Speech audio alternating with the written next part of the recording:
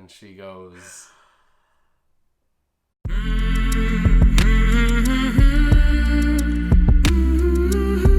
so we get into the clinic and they call Caitlin in, and I had to stay back. So Caitlin went in and she's in there for like 5 minutes, and then eventually they call me in and I go back and I'm waiting outside the door, and then Caitlin comes out of the washroom and she's crying and she goes, twins! It's twins. It's twins. She goes, it's twins, and like,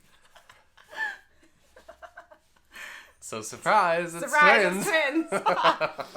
And she was just crying because it was such a shock. Such a shock. And I just couldn't help but smile. Of course, I had my mask on, but she could tell by my eyes. He was like, smiling, looked so happy. Oh. And I was like, oh my God,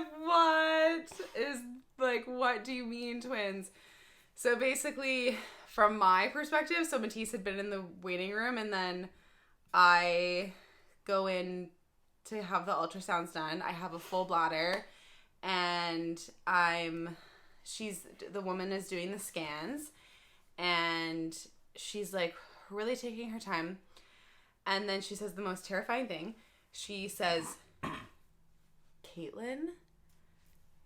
And I'm like, yes. And she goes, do twins run in your family? And I go, yes, because my grandmother, so my mom's mom, had twins. So I have twin aunts. My mom has twin sisters.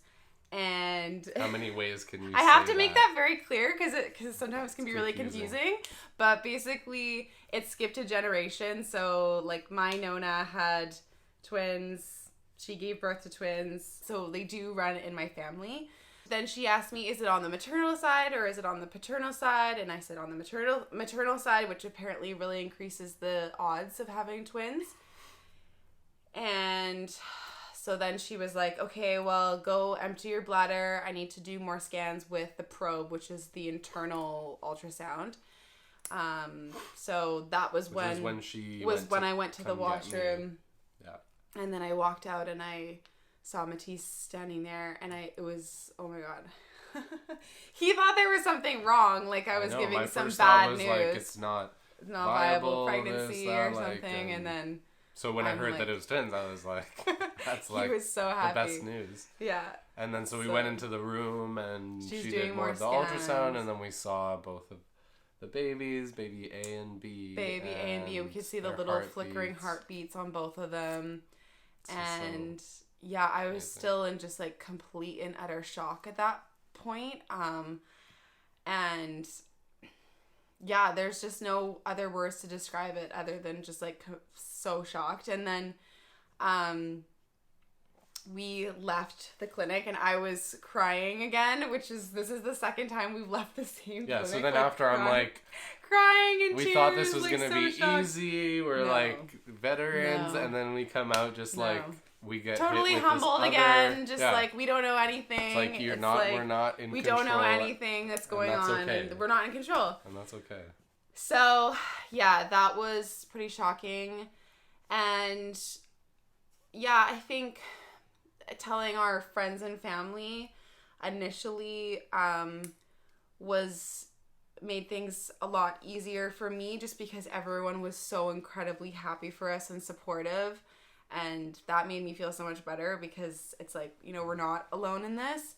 I'm going to start crying again, but it was like really scary because having one baby is a lot. And I was always really worried about having like another baby, like having two kids, because I always heard that expression, 1 is 1 and 2 is 20.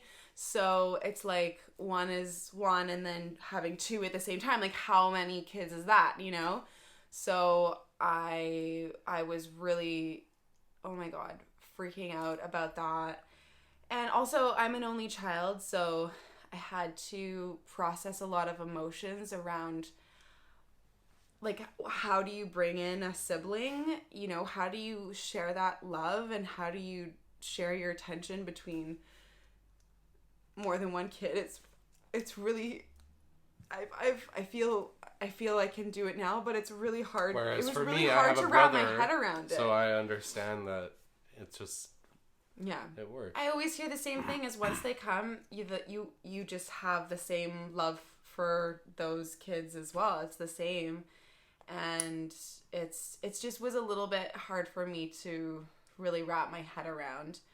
And yeah, it was really tough for me for a few weeks afterwards, still feeling nauseous and then having like all of this mental all these mental thoughts going on, yeah. mental anxiety and thinking But about it. It was getting better every day. But it's getting better every day. Meditations and yeah, yoga meditating and it. yoga is like the number one thing for me that makes me feel better. And just like talking to people about it. Knowing that you're not alone. Knowing that we're not alone. We have a really strong support system. We have... Yeah, and then, well, what helped was when we started seeing the OB, because for the twins, and we did another ultrasound, and that was really reassuring. Yeah, and doing this OB is like specializes in twins, she's so like she the has twin whisperer. a whole network of twins and other families with twins, so Yeah. you have a big support system there. Yeah, totally. And I just want to say, I actually initially was going to be with a midwife, and I had been set up with a midwifery, but in BC, midwives generally don't do twin births because they are considered high risk. So I was referred to an OB who I'm going to now, and she was extremely reassuring. My entire first appointment with her was her convincing me that I can do this. Like, she's like, you got this. This is like, it's a blessing. This is a gift. This is the most incredible thing that can happen. And no one has ever once said this is going to be easy. Like, everyone always says this is going to be very hard. That's a fact. But it's also going to be amazing and incredible all at the same time. And then at that appointment, you did another ultrasound. And then we saw the babies again. And they were much bigger, so much bigger. It was so crazy to see both of them in there. I couldn't come into the appointment because of COVID, of course, and so that was really tough, hard. But they FaceTimed me while they were doing the ultrasound, so Yeah. I could see the babies on the screen, and it's just the most amazing feeling and sight and sound. You can hear the heartbeats and see them moving in their hands, and they both started sucking their thumbs at the same time. So cute. And so they're in separate sacs. There's an 80% chance that they are fraternal twins. So that means not identical twins. 80% chance. There's a 20% chance that they could be identical, but it's pretty low. So that means it could be boy-girl, it could be girl-girl, it could be boy-boy. Well, you can be boy-girl and be identical too, I think. Yeah, I don't know. We're still finding out all of this stuff about twins. We're like so fascinated by twins now. I want to know every single twin and talk to every single twin and know about every single twin story. And yeah, we're just finding out all this information now.